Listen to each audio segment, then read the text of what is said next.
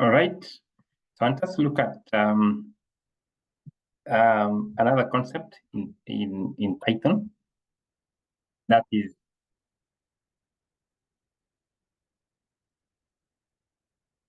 data structures, that is list, that take you through data structures in Python. Now, in this section, I will take you through data structures like lists, tuples, dictionaries, which are all built in. They're important in building real-world applications. Earlier, you saw that we can use square brackets to define a list or sequence of objects. We can have objects of any data type in Python. We can have a list of strings like this, ABC, and store them in a variable like that. We could also have a list of numbers like integers. We could also have a list of items like this, 6, 8. So let me show you this. So like you said, you can have a character like that. We have this one here, B, can have another one here, that is C. Then we can store all this in a variable called string, character string, like that. So so that becomes our list. So when we print this, when we come and say print, you will have print character string. Then you run, you'll see that we have this. Now, let me save this first. Let me print again.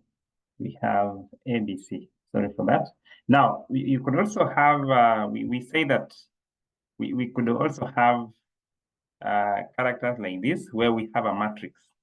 We have maybe we have 6, 7 like that. We have 4 and 5, and we have 8 and 9 like that.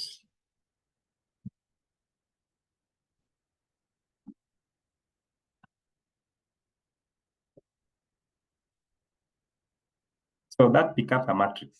So we have some matrices inside another matrix, and we look at that.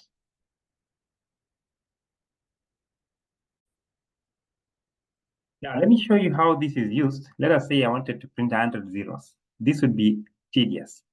So I would say zeros equals and then 0, 0, 0, 0, 0 until 100. This would be very tedious, but this would be much better, where I have a variable called zeros, and then I say a list of 0, which has 0 times 100. Then I print zeros. Let me just show you that. So we have zeros like that equals to zeros times 100 like that. 0 times 100 like that. Then I come and say print zeros like that. Then when I run, I save the code and I run, you see I have 100 zeros. I have 100 zeros. So this would be much better. Instead of saying zeros, then 0, 0, 0 until whichever. Now, so the letter would be better. We can use an asterisk to multiply a list. We can also use a plus to concatenate a list. Let me show you that. I'll just show you that. So we can combine the two lists above. Let us change the zeros to 5. Then we combine. So let me just show you that. So we have this.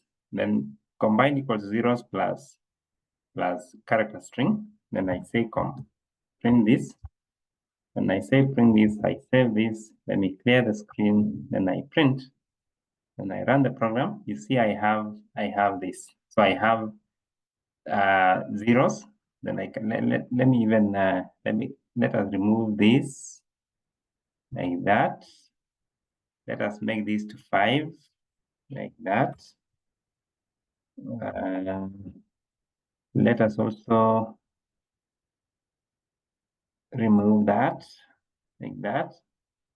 So when I clear the screen and I run this, you can see I have 0, 0, 0 ABC, which is perfect. As you can see in Python, every object in list do not have to be of the same type.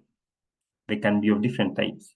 You can combine numbers, Boolean lists, or strings. You can print numbers from 0 to 50 instead of printing 0 to 50 manually. You can use a list and some function. For example, you can say numbers equals to list into range of 50. Then you print numbers. So that is that's the beauty of this. So not that 50 will not be printed itself. It will print from 0 to 49. So you can also pass string to list function. Remember, string is iterable. So let's run this.